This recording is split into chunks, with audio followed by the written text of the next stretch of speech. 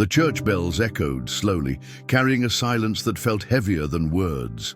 Rain slid down the stained glass windows, each drop blurring the image of angels painted above. A small boy, barely 9, stood near the coffin with his tiny hands. Clutching the edge, eyes red but dry, as if he had already cried too much and had nothing left inside him. People whispered in the pews, faces half pitying, half curious, yet nobody stepped closer to hold him. "Ethan, come!" A woman's voice cut sharply, the sound of heels clicking against the stone floor. It was his stepmother, Karen. Her black dress looked elegant, but her cold eyes betrayed no grief. She touched his shoulder, not with comfort, but with impatience. "We need to leave. The service is over." Ethan looked up at her with a trembling voice. "Can I just stay a little longer? I don't want Dad to be alone." Her jaw tightened. "He's gone, Ethan. Staring at a box won't bring him back." She tugged at his sleeve, but he clung harder to the coffin, his fingers white from holding on. People noticed, but no one dared interfere. Karen leaned down, lowering her voice into a hiss only he could hear. "Remember what I told you. You don't belong here anymore. Don't make me repeat myself in front of everyone." Ethan froze, his little chest rising and falling quickly, but he didn't speak back. He only pressed his forehead against the coffin's wood, whispering so softly no one else could hear, "Dad, please don't leave me. I don't know where to go now." From the back of the church, a tall man stood watching, his face unreadable under the dim light. His suit was sharp, but his expression carried something raw, something that made a few people glance at him in recognition but then turn away. He hadn't spoken to anyone, hadn't moved closer yet, but his eyes never left the boy. Karen straightened, pulled Ethan's arm hard enough that he stumbled, and forced him toward the exit. The boy's small shoes scraped against the stone floor, his head snapping back one last time to the coffin, as though trying to memorize it forever. His whisper cracked in the air. "I'll be good, Dad. I promise." And at that exact moment, the man in the back finally moved, stepping into the aisle, his presence cutting through the murmurs of the crowd like a shadow crossing the room. His lips parted as if he was about to say something, but instead he stopped, watching Karen drag the boy outside into the rain. His fists curled and his chest rose with a deep breath that carried years of something unspoken. The church doors slammed shut behind them, leaving the echo to settle. Inside, people shook their heads, whispering again, who was that man, and why did he look like the storm outside lived inside his eyes? Rain poured outside like the sky itself was mourning. With him, the church doors creaked open and slammed shut again as Karen dragged Ethan down the steps, her grip tight around his wrist. The boy stumbled, slipping slightly on the wet stone, his shoes soaked instantly as water pooled along the path. His thin black jacket clung to him, heavy from the rain, and his messy hair plastered across his forehead. Still, he tried to keep his eyes on the ground, as though he could disappear if he stayed quiet enough. "Stop dragging your feet," Karen snapped, yanking harder. "You think people don't notice how pathetic you look? You're embarrassing me." Ethan swallowed hard, his throat aching from the lump that had formed there since morning. "I'm sorry," he whispered, barely audible. His voice cracked, but she ignored it. The limo waiting at the curb wasn't hers. She had sold off most of what Ethan's father owned even before the funeral arrangements were complete. Instead, an old sedan waited, driven by a man who didn't bother to get out and open the door. She pushed Ethan into the back seat, then slammed the door behind them. The car pulled away, leaving the church and coffin behind. Through the blurred window, Ethan caught one last glimpse of the tall man in the black suit standing under the church's arch.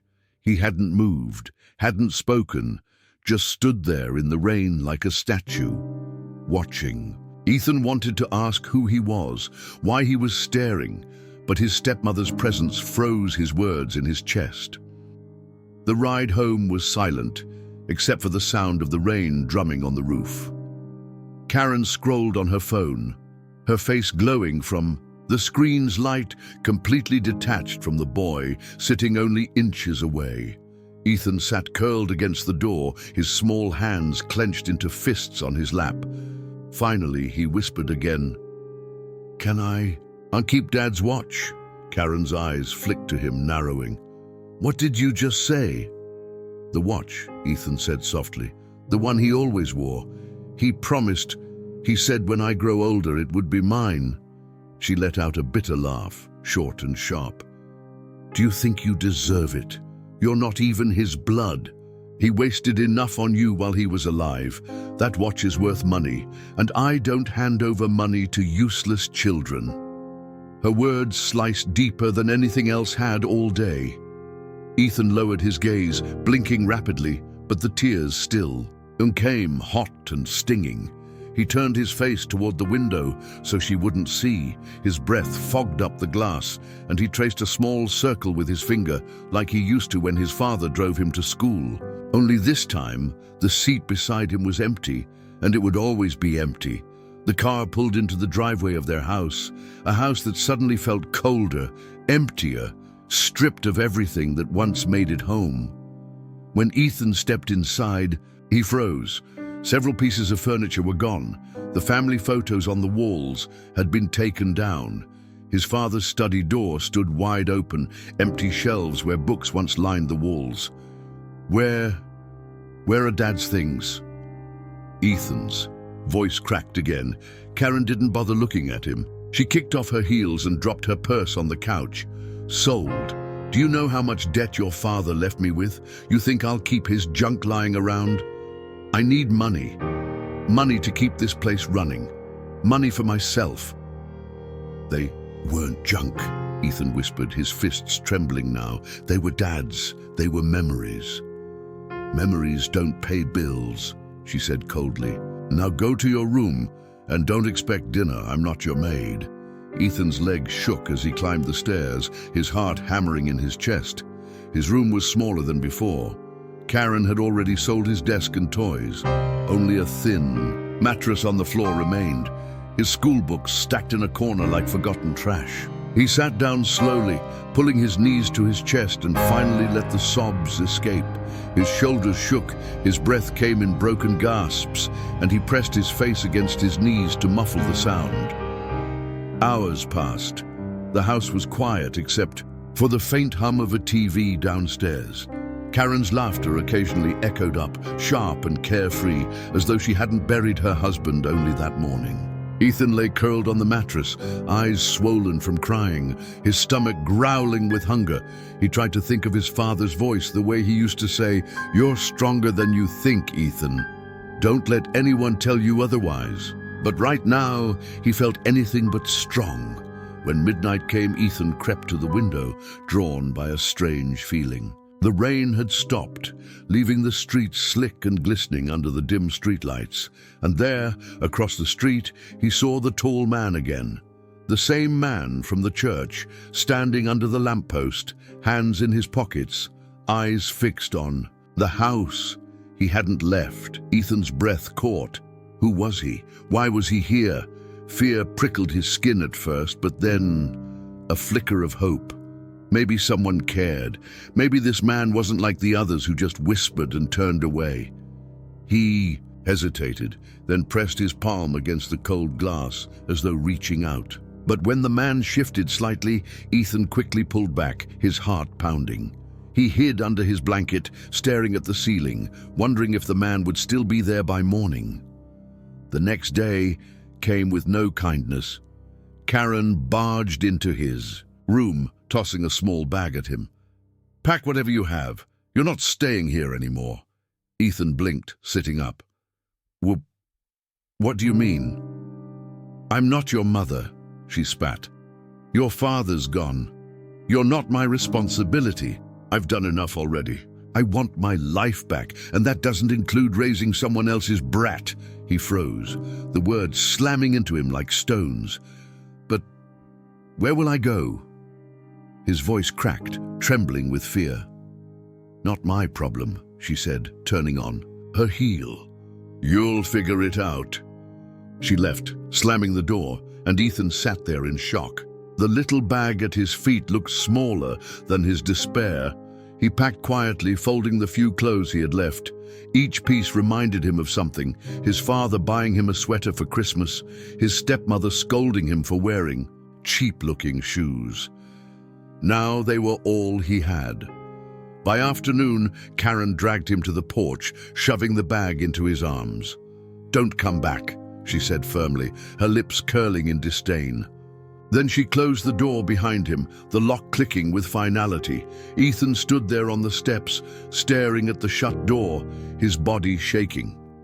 The street was empty, except for the sound of leaves rustling.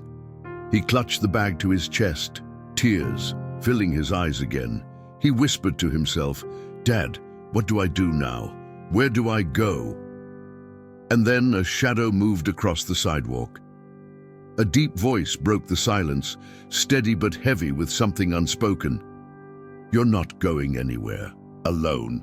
Ethan looked up, startled. The tall man from the church stood only a few feet away, his eyes softer now, though still intense. The boy's breath caught as their eyes locked. For the first time since the funeral, Ethan felt something stir inside him, a fragile thread of hope. Who are you?" Ethan asked, clutching his bag tighter. The man stepped closer, the streetlight illuminating his face fully for the first time. There was a scar along his jaw, faint but visible, and a sadness in his eyes that mirrored Ethan's own. He crouched slightly, so his voice was low, almost gentle. "I knew your father," he said quietly, "and I made him a promise I intend to keep." Ethan's fingers tightened on the strap of his bag as the stranger's words sank in. The night air felt colder, though no wind blew, and the street lamp above hummed faintly. He wanted to ask more, wanted to demand answers, but his voice trembled when he spoke.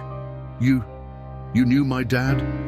The man nodded slowly, his expression unreadable. "Better than most. He wasn't just a friend to me, he was a brother." He paused, as if weighing his words carefully. "Your father saved my life years ago, and when he asked me to look after you, if anything ever happened to him, I gave him my word." Ethan's chest tightened. No one had spoken about his father like that since the funeral. Everyone else had offered empty phrases.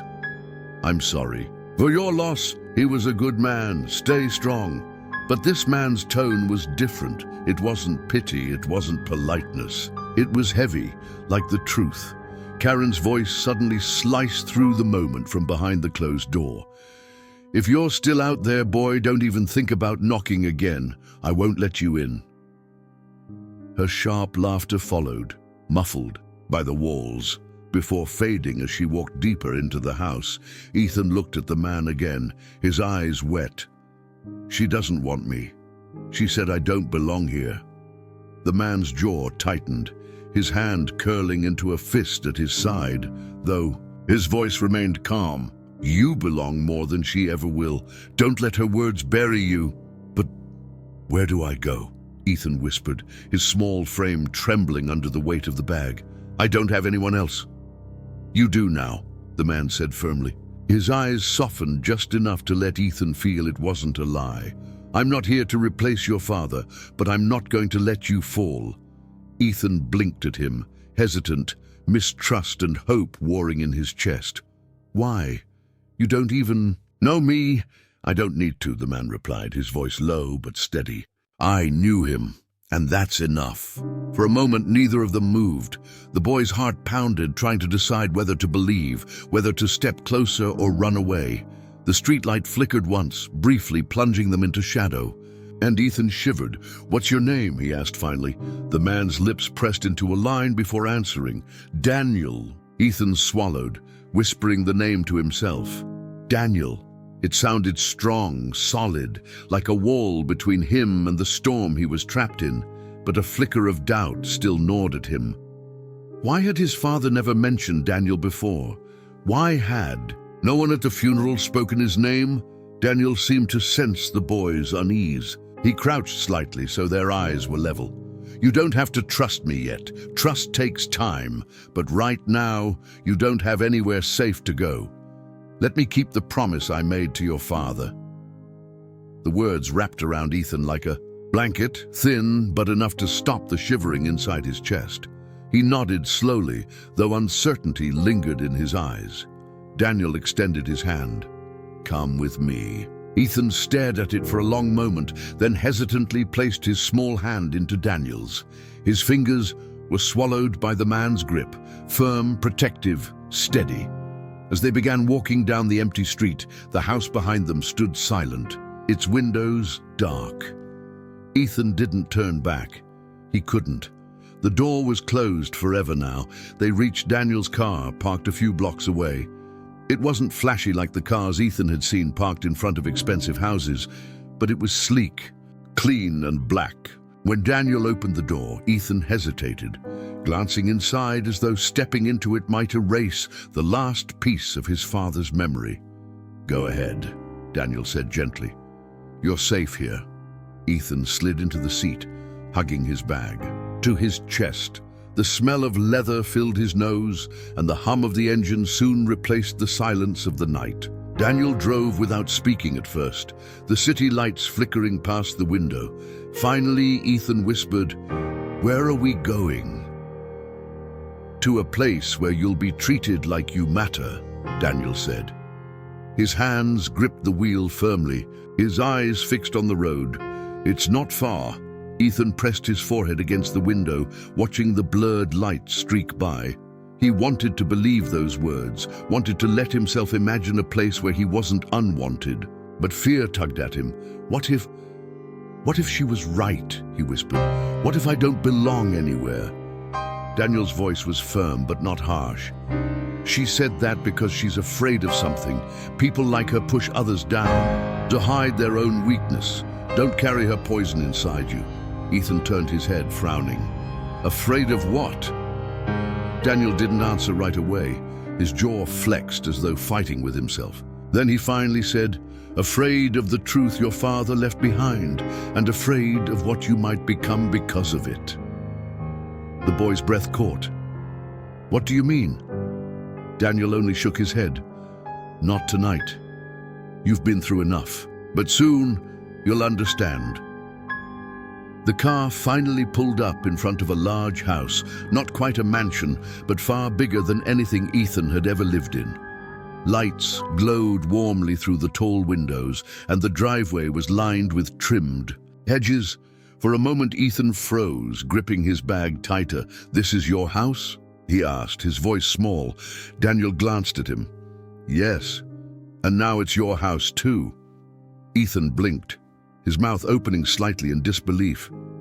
He stepped out slowly, staring at the wide front door and the elegant porch. He had never imagined living in a place like this. His chest tightened again, torn between awe and fear. Inside, the house was quiet, but welcoming. The faint smell of wood polish and coffee lingered in the air. A large staircase curved upward from the foyer, and soft light spilled from a chandelier above. Ethan's eyes darted everywhere, overwhelmed. You'll have your own room upstairs, Daniel said, setting his keys down. No one will take it from you. No one will sell your things. Everything here is yours to keep. The boy looked at him, still unsure. Why are you doing this? Daniel met his gaze, a shadow passing across his features. Because your father once did the same for me. Ethan's heart pounded at the words. There was a story here, one hidden in Daniel's silence, one that explained the scar on his jaw and the sadness in his eyes. But before Ethan could ask more, Daniel's phone buzzed sharply. He pulled it from his pocket, glanced at the screen, and his face darkened. He turned away, answering in a low voice. Ethan caught only fragments. No, I told you, not yet. She can't know. If she finds out everything, the boy's curiosity burned hotter. Who was on the other end of the line? What was Daniel hiding from Karen? And why did it sound Like a storm was brewing, one that even Daniel wasn't ready to face. When he hung up, his expression was calm again. But Ethan noticed his hand lingered too long on the phone. His thumb pressed against the screen, like he was still debating whether to call back. "Everything okay?" Ethan asked softly. Daniel looked at him, forcing a faint smile. "It will be. For now, you need rest. Tomorrow I'll start telling you everything." Ethan nodded slowly, but doubt gnawed at him. He had been dragged into a stranger's house, promised safety, and given words full of shadows. Somewhere deep inside, he knew the real story had only just begun, and the answers waiting for him might be more painful than the funeral he had just left behind. He clutched his bag tighter, whispering to himself as Daniel led him upstairs. "Dad, I hope I'm doing the right thing." And down the hallway, behind a closed door, Daniel's phone buzzed again, lighting up with a message that would change everything. She knows. The boy can't stay hidden for long. That night, Ethan could not sleep. The room Daniel had given him was bigger than anything he had ever known, with soft sheets, a wooden desk, and a small lamp glowing warmly on the nightstand. But to Ethan, the space felt strange. Too clean, or too quiet. He lay awake staring at the ceiling, his small fingers clutching the blanket tight. The silence pressed heavy, not comforting, but loud enough to remind him of everything he had lost. Each time he closed his eyes, he saw flashes of the coffin, his father's face pale and still, the way Karen's hand had dug into his arm, the way her voice had spat the words, "You don't belong here." His chest tightened until he curled on his side, whispering into the pillow. "Dad, are you hearing me? I'm in someone else's house now. I don't know if I should trust him. But he says he promised you. Did you really tell him that? Why didn't you ever tell me about him?" His voice cracked, and tears slid down his cheek, soaking into the pillow. He pressed his face deeper, muffling the sound. Somewhere deep inside, he feared Daniel would hear him crying and think he was weak. He hated that thought. His father always said he was strong. A creak came from the hallway. Ethan froze, quickly wiping his face with the blanket. The sound grew closer, soft footsteps, until a shadow stretched under his door. For a moment, his breath caught. Was it Daniel or someone else? The door opened slightly, and Daniel's face appeared, softened by the dim light. He didn't step in right away, just looked at the boy, then quietly said, "I thought you might be awake." Ethan sat up a little, his heart racing. I can't sleep." Daniel stepped inside, closing the door gently behind him. He carried 2 mugs, steam rising from them. "Warm milk," he said, handing one to Ethan. "It always helped me when I couldn't close my eyes." Ethan accepted it hesitantly, wrapping his hands around the warmth. He sipped slowly, the creamy taste calming his throat. Daniel sat on the chair by the desk, watching him quietly. For a long moment, neither spoke. Then Ethan whispered, "Were you really my dad's friend?" Daniel nodded. "We met when I was younger than you are now. I had no one. Your father gave me a place to sleep, food to eat. He treated me like family. He believed in me when no one else did." Ethan's eyes widened, his chest aching with recognition. He did that for me too." Daniel smiled faintly. "Then you understand. He had a way of seeing what others couldn't. He saw worth in people everyone else ignored." Ethan lowered his gaze. "But then why did he never tell me about you?" The smile faded. Daniel leaned back, his jaw tightening. "Because some stories are heavier than a child should carry. Your father tried to protect you from things that might have broken you too early." Ethan frowned, clutching the mug. "What things?" Daniel hesitated. His eyes shifted toward the window, as if searching for an answer outside. "The truth about your stepmother. The truth about what she really wants." Ethan's heart skipped. "Karen? What about her?" Daniel's gaze returned to him, steady, almost warning. "Not tonight, but soon, I'll tell you. For now, just know, she's not done with you, Ethan. Being thrown out wasn't the end. It was the beginning of something she's hiding. The boy's stomach twisted. He wanted to ask more, demand answers, but Daniel's tone left no space. He sipped the milk instead, his small hands trembling slightly. When Daniel finally left the room, Ethan lay awake again, his mind spinning. Not done with me? What does that mean? He turned the words over and over until exhaustion finally pulled him into sleep. The next morning, Ethan woke to the smell of pancakes. He blinked, sitting up confused. For years, Karen had barely let him eat breakfast at all. Now, the scent of butter and syrup filled the air. He padded downstairs carefully, unsure if it was meant for him. Daniel was in the kitchen, flipping pancakes on a skillet. He glanced up. "Good morning. Hungry?" Ethan hesitated in the doorway. "Are those for me?" Daniel chuckled softly. "Of course they are." "Sit." The boy slid into a chair, awkward, almost afraid of touching anything. Daniel placed a plate in front of him, stacked with golden pancakes. "Eat as much as you want. No one's keeping count here." Ethan cut into them slowly, tasting the sweetness. His eyes filled without warning, and he quickly lowered his head, embarrassed. Daniel noticed. "What's wrong?" Ethan shook his head, whispering, "Nothing. It's just, Dad used to make pancakes too on Sundays." His voice broke at the end. Daniel placed a hand on the table, not touching him, but close enough. "Then let's make today Sunday, even if the world says it isn't." Something shifted in Ethan's chest at those words, fragile but real. For the first time since the funeral, he felt a flicker of belonging, but the moment didn't last. The doorbell rang suddenly, sharp and loud. Daniel's head snapped toward the sound, his entire body tensing. He stood quickly. "Stay here." Ethan froze in his chair as Daniel walked to the door, his steps heavy, cautious. Through the frosted glass, a figure's outline appeared. When Daniel opened the door, Ethan's breath caught. Karen stood there. Her black dress was gone, replaced by a polished suit jacket, her hair perfectly styled, her makeup flawless. She looked nothing like the grieving widow from yesterday. She looked powerful, calculated. "Well," she said, her smile thin, "you didn't waste time." Daniel's voice was low, controlled. "What are you doing here?" Karen's eyes flicked past him, catching Ethan at the table. Her smile widened cruelly. "Just checking if the trash I threw out found a new garbage bin." Ethan's face burned, and he looked down at his plate. "Leave him out of this," Daniel said sharply. "Out of what?" she asked innocently, tilting her head. "Out of the truth, or out of the inheritance?" Daniel stiffened.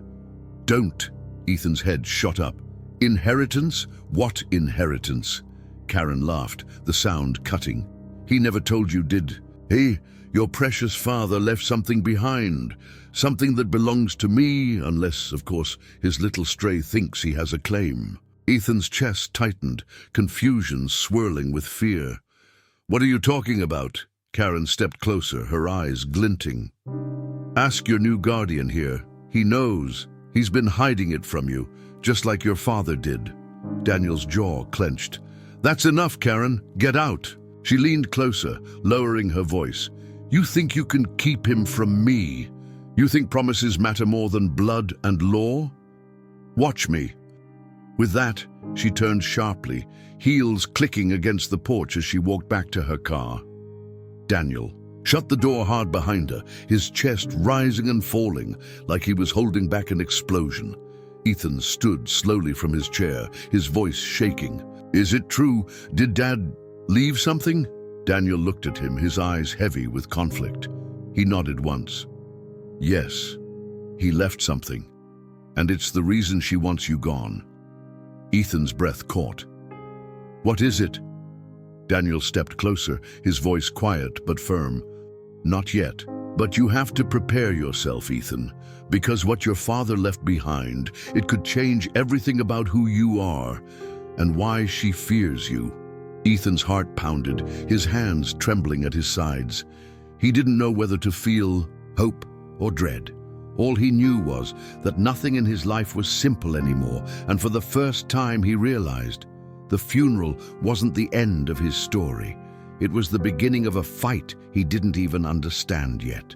Ethan stood frozen in the middle of the kitchen, his chest rising and falling fast as Daniel's words hung in the air. What your father left behind, it could change everything about who you are. Those words wouldn't leave him. They echoed, louder than Karen's cruel laughter, louder than the rain pounding against the windows outside. He swallowed, his voice cracking. Why didn't you tell me sooner? You said you made a promise to Dad, but you're keeping secrets from me just like she did. Daniel's shoulders stiffened. He ran a hand down his face as though fighting with himself. I wanted to give you time. Yesterday you buried your father. You're a boy, Ethan. I didn't want to throw the weight of the world on you the same night you lost him. Ethan's hands trembled. But it's about me, isn't it? If Karen's right, if Dad left something for me, then I should know. I deserve to know. Daniel's eyes softened, but his voice remained steady. You're right, you do, and I promise I will tell you everything. But you have to understand, this isn't just about money or property, it's deeper. It's about blood, about truth, about things your father never wanted Karen to touch. Ethan frowned, confusion swirling. Then why is she so desperate? Why does she hate me so much? Daniel hesitated, then said quietly, because as long as you're alive, she can't have what she wants. You're the wall standing in her way. Ethan's stomach knotted. He turned toward the window, watching raindrops race down the glass. A memory surfaced the night before the funeral, when Karen had thought he was asleep. He had heard her talking on the phone, her voice low but sharp. Don't worry. Once he's gone, everything will be mine. The boy, he won't matter. At the time, Ethan had been too scared to understand. Now those words burned clearer than ever. He looked back at Daniel, his voice barely above a whisper. She's going to come back, isn't she? Daniel nodded grimly. Yes, and she won't come empty-handed. She'll have lawyers, papers, maybe even lies to twist the law in her favor. She'll stop at nothing. Ethan's chest tightened. Then what do we do? Daniel leaned forward, his voice lowering. We protect what your father left for you, and we prepare for when she makes her move. The following days blurred into a mix of comfort and tension. Daniel tried to make the house feel safe, teaching Ethan how to cook simple meals, sitting with him in the evenings to share small stories about his father, even letting him explore the library filled with old books that smelled of dust and leather. But beneath the warmth, Ethan felt the shadow of something larger pressing against the walls. Daniel would often step away to answer phone calls in hushed tones, his voice clipped, his brow furrowed. Sometimes Ethan caught fragments, documents. Not ready, keep him safe, but never the full story. At night, Ethan's dreams grew restless. He dreamed of his father's study, shelves empty, but one drawer glowing faintly as though holding something hidden. Each time he reached for it, Karen's face appeared, slamming it shut with a cruel smile. He would wake gasping, heart racing, clutching his blanket like it might shield him. One evening, while Daniel was out making a call in the garden, Ethan wandered into the library again. He ran his fingers over the spines of books until one caught his eye, an old journal tucked behind others, its leather cover worn and cracked. He pulled it free, heart pounding, and opened it carefully. Inside were his father's handwriting, pages filled with notes, letters, and dates. Some entries were ordinary, business meetings, appointments, but others spoke in strange, guarded words. Karen must not find out. The boy's future depends on this. Daniel will understand when the time comes. Ethan's breath, it quickened. His father had been hiding things too. His hands trembled as he turned the pages until one entry stopped him cold. If anything happens to me, Ethan must know the truth. He is not The sentence ended abruptly, the ink smudged, as though torn off mid-thought. The next page was missing, ripped clean from the binding. Ethan's chest constricted, his mind racing. He is not... What? Not mine. Not safe. Not ready. Questions piled until he couldn't breathe. Daniel's footsteps sounded at the door, and Ethan quickly shoved the journal back onto the shelf. His face burned, guilt mixing with fear. Daniel stepped inside, his eyes narrowing slightly. "What are you doing?" Ethan stammered. "No, nothing. Just looking at the books." Daniel studied him for a moment longer, then nodded slowly. "All right. Come on, dinner's ready." But as they walked out together, Ethan couldn't shake the feeling Daniel knew exactly what he had found. The next morning, trouble arrived. Daniel and Ethan were eating quietly when a knock thundered at the door. Daniel rose, tension already in his shoulders. He opened it to find two men in suits, holding folders thick with papers. Karen stood behind them, smiling coldly. "We're here on legal business," one of the men announced. "According to the will of the late Mr. Jonathan Miller, there are matters of inheritance to be reviewed." Ethan's fork clattered against his plate. His father's name, Jonathan Miller, spoken aloud by strangers, made his stomach twist. He looked at Daniel, whose jaw clenched tight. Karen stepped forward, her voice honey-sweet, but dripping with venom. "You see, Ethan, your father left behind more than memories. He left assets, properties, accounts, and unfortunately for you, as a minor, you can't manage them. But I can." Ethan's voice cracked. You just want everything. For yourself." Karen leaned closer, her perfume sharp. "Sweetheart, that's how the world works. The strong take, the weak get left behind, and you," she smirked, "you've always been weak." Daniel stepped between them, his voice hard. "That's enough. You're not taking him, and you're not taking what Jonathan left for him. Not while I'm here." Karen's smile widened. "Oh, Daniel, still pretending you're the hero? You think you can stand against the law? Against me? You're a fool!" She turned sharply, signaling to the men. "We'll be back with court orders, and when we return, no promise you made to Jonathan will save you." She walked away, heels clicking like the ticking of a clock counting down. Ethan stood frozen, his small fists clenched, tears stinging his eyes. He looked at Daniel, voice trembling. "Is she right? Can she take everything? Can she take me?" Daniel crouched, gripping his shoulders firmly. "Listen to me, Ethan. She might think the law is on her side, but your father was smarter than her. He made sure you'd be protected. That's why he brought me into this. That's why he left things only I know how to find." Ethan blinked, startled. "Things? What things?" Daniel's gaze darkened. "Your father didn't just leave money. He left secrets, proof, evidence of something Karen has been hiding for years. If we can find it, she won't be able to touch you." Ethan's heart pounded, fear and hope clashing inside him. Where is it?" Daniel stood slowly, his eyes flicking toward the upstairs hallway. "That's what we need to find out, before she does." That night, Ethan lay awake again, staring at the ceiling. The missing page from the journal burned in his mind. He is not. What had his father meant? What was Karen so afraid of? And why did Daniel always look like he carried more than he said? The shadows in the room seemed heavier, stretching across the walls like secrets that refused to stay hidden. And in the silence, Ethan whispered to himself, "Dad, whatever you left for me, I'll find it. I promise." What he didn't know was that someone else had whispered almost the same words that very night on the other side of the city. Karen, standing in her empty living room, glass of wine in hand, eyes sharp as blades, murmured, "I'll find it first, and when I do, the boy will have nothing." Ethan woke with a start, the creak of the house pulling him from shallow sleep.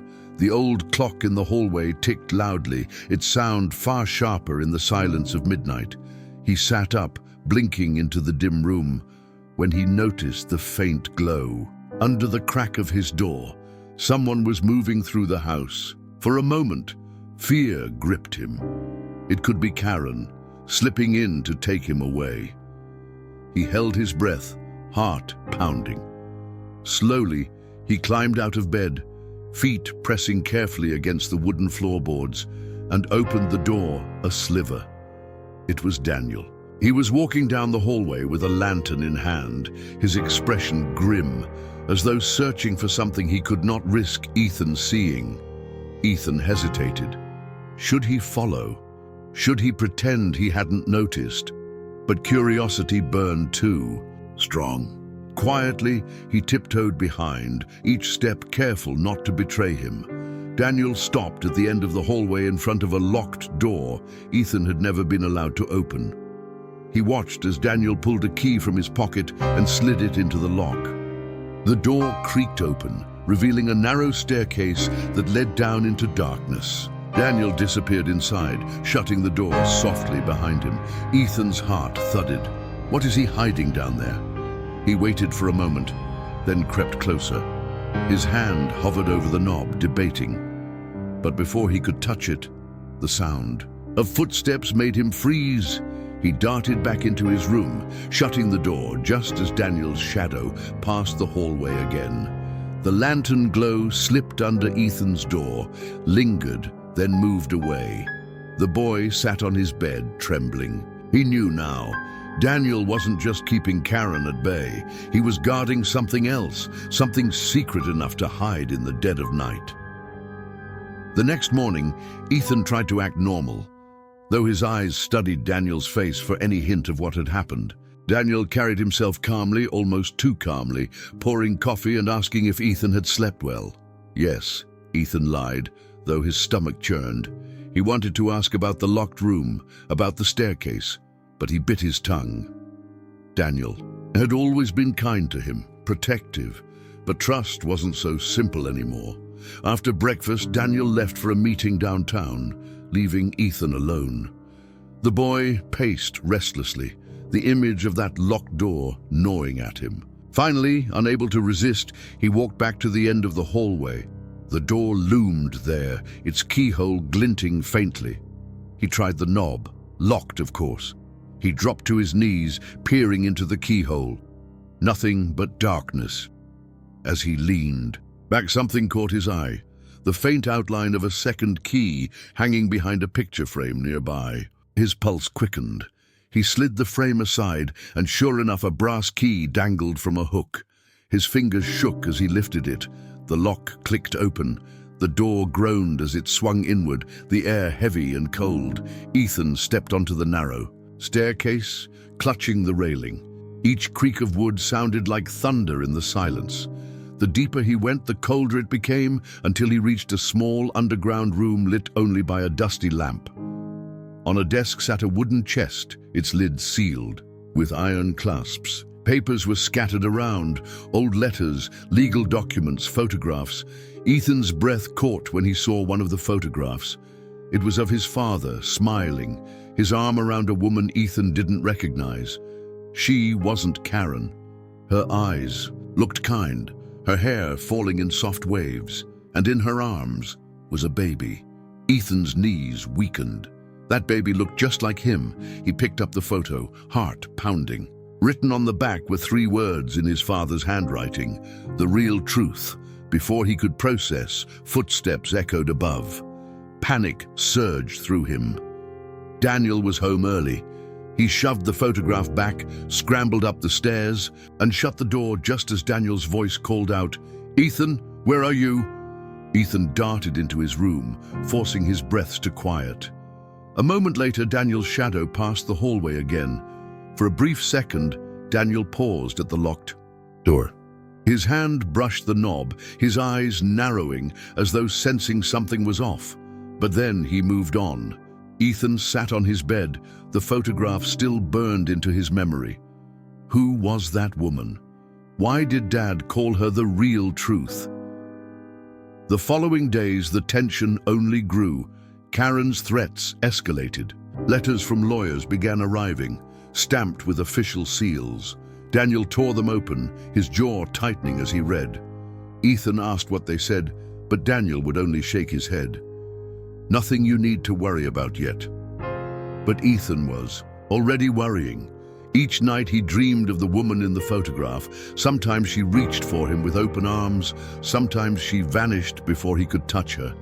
Each time he woke with tears on his face. One afternoon when Daniel left for another meeting, Ethan returned to the hidden room. He opened the chest this time, the clasps stiff with age. Inside were more papers, sealed envelopes, and another journal. He opened one envelope and froze. It was a birth certificate, his. But under Mother's name, it did not say Karen. It said Emily Harper. Ethan's breath caught, the world spinning, whirled. Karen wasn't his real mother. She never had been. Tears welled in his eyes, anger and relief crashing together. No wonder she hates me. No wonder Dad wrote about protecting me. She's not even blood. But then another thought struck. If Emily Harper was his real mother, where was she now? Why hadn't she been there all these years? He flipped to the next page in the journal, hands shaking. His father's words spilled across the paper. Emily's disappearance was still unsolved. Daniel swore to help me find the truth, but until we do, Ethan must never know. Karen cannot discover this. She'll use it against him. Ethan's eyes blurred with tears. His real mother was gone, missing, not dead. And Daniel knew. Daniel had known the whole time. The sound of the front door slamming shut made Ethan's blood run cold. He shoved the papers back and closed the chest, rushing upstairs. Daniel's footsteps echoed through the hall. Ethan barely made it into his room when Daniel appeared at the door. "You've been in there, haven't you?" Daniel's voice was low, steady, but dangerous. Ethan froze. His throat closed. He wanted to deny it, but the look in Daniel's eyes told him it was useless. Daniel stepped closer, kneeling so his face was level with Ethan's. His eyes weren't angry. They were sad, tired, as if carrying a weight too heavy. "You found out about Emily." Ethan's voice trembled. "She's my real mom. You lied to me. Dad lied to me. Why? Where is she?" Daniel sighed, rubbing his temples. "Ethan, listen to me. Your father wanted to protect you. Emily didn't just disappear. She was taken from us. And Karen has more to do with it than you realize." Ethan's heart nearly stopped. "Karen? What do you mean?" Daniel's jaw tightened. "That's why your father brought me in. That's why I'm here. He didn't trust anyone else. He knew if Karen ever got her hands on the truth, she'd destroy it. She'd destroy you." Ethan shook his head, tears streaming. "Why didn't you just tell me? Why keep it a secret?" Daniel's eyes darkened. "Because the truth is dangerous. And now that you know, there's no turning back." That night, Ethan couldn't sleep. Every shadow in the room felt alive, every creak of the house a threat. Karen's sneering words echoed, "You've always been weak." But now he knew something she didn't, that she wasn't his mother, that she had stolen more than just his father's kindness. She had stolen Emily. He whispered into the darkness, "Mom, wherever you are, I'll find you." But across town, Karen was making her own vow. Sitting at her desk, sipping wine, she stared at an old folder marked with Emily's name. She smiled coldly. "Little Ethan has no idea," she murmured. "And when Daniel makes his move, I'll be ready. The truth won't save him. It will bury him." Ethan sat at the edge of his bed, the birth certificate still burning in his memory. Emily Harper, his real mother, his father's hidden journal, Karen's cruelty, Daniel's secrets. Everything spun together until it felt like he was standing in the middle of a storm that would never end. But then a thought struck him. If his father had trusted Daniel with so much, why was Daniel still hiding pieces of the truth? Why guard the underground room like a vault? Why say Emily had been taken, but never explain how? Ethan's chest tightened. What if Daniel wasn't protecting me? What if he was protecting himself? The next morning, Ethan watched him closely. Daniel moved through the kitchen, pouring coffee, checking his phone, answering calls in that same clipped voice. Ethan's mind replayed the words from his father's journal. Daniel will understand when the time comes. But what if understand didn't mean what Ethan thought it did? Daniel, Ethan said suddenly, his voice firmer than he expected. Tell me everything. No more secrets. If you don't, I'll go to Karen myself. Daniel froze, the mug halfway to his lips. His eyes narrowed, then softened like he was deciding something heavy. Slowly, he set the cup down and sat across from Ethan. You think I've been hiding this for myself, Daniel said quietly. But the truth is, I've been hiding it to protect her. Ethan frowned. Her? You mean Emily? Daniel nodded, his jaw tightening. Yes, she's alive, Ethan. The boy's heart skipped. Alive? His voice cracked. You said she was taken. She was, Daniel interrupted, by Karen, years ago. Your father and I searched everywhere. Karen wanted her gone because she knew Emily was the only person who could take the inheritance away from her. But Emily, she escaped. She went into hiding, and before Jonathan died, she reached out to me one last time. Ethan's mouth went dry. You knew where she was?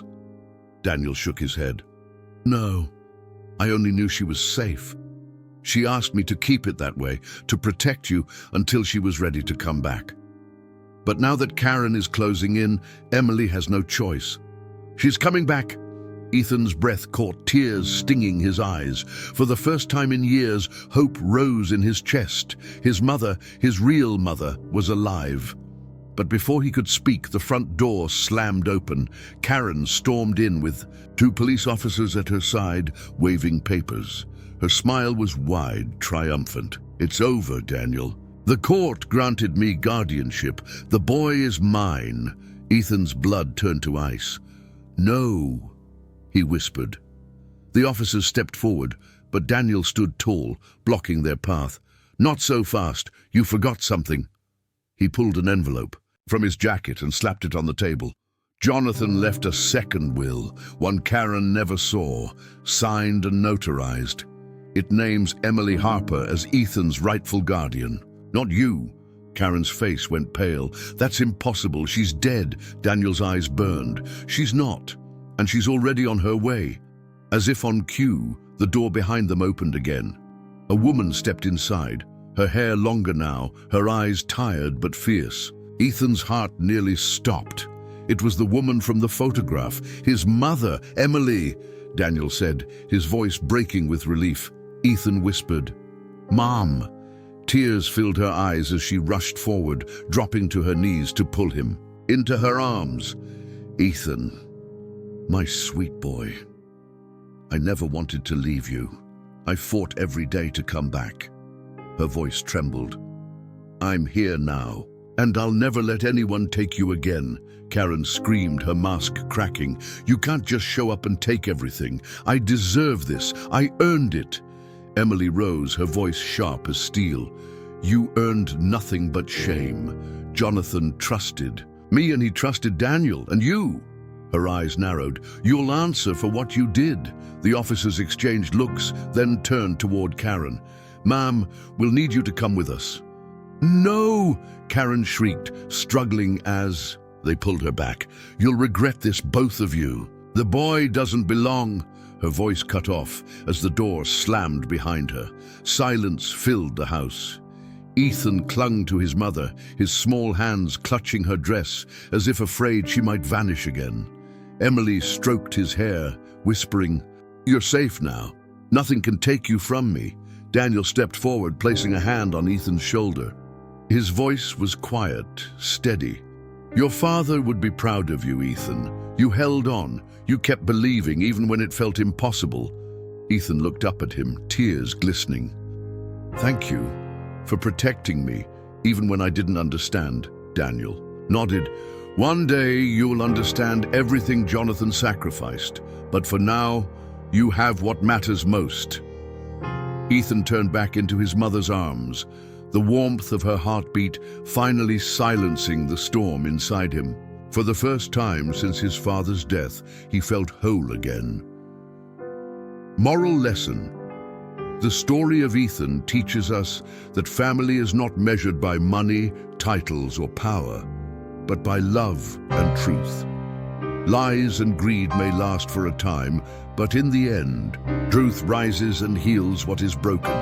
Even in the darkest storms, hope survives for those who keep believing.